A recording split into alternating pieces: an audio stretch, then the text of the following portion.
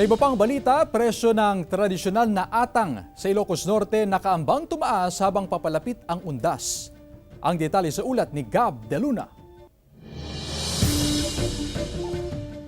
Kilala ang atang o alay sa Ilocos Norte bilang food offering sa mga yumaong mahal sa buhay. Paniwala ng mga matatanda na kapag tataboy ang atang ng mga masasamang espiritu.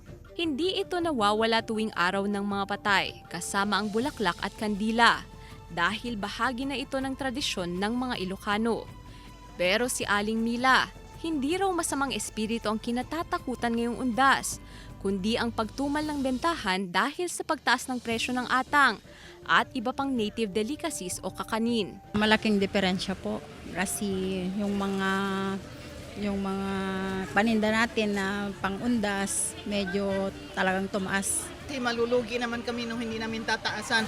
All the prices, itong tagapulot, yung malagkit, miski dahon ma'am, nagtaas pa. Tumaas ng 5 hanggang 10 piso ang mga atang at iba pang native delicacies. Ang pop rice o busina dating 25 pesos, ngayon ay nasa 30 pesos na. Ang linga naman na dating 20 pesos, ngayon ay nasa 30 pesos na.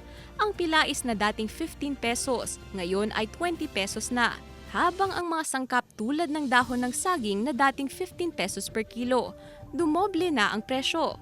Dumoble rin ang presyo ng molasses o tagapulot mula sa 60 pesos per kilo na ngayon ay nasa 120 pesos na.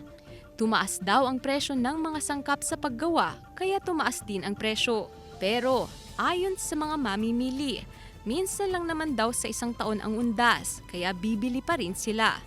Habang ang ilan, magluluto na lang daw ng sariling atang. Sakripisyo natin kasi once in the blue moon, sabi nila sa isang taon, isang beses tayong pupunta.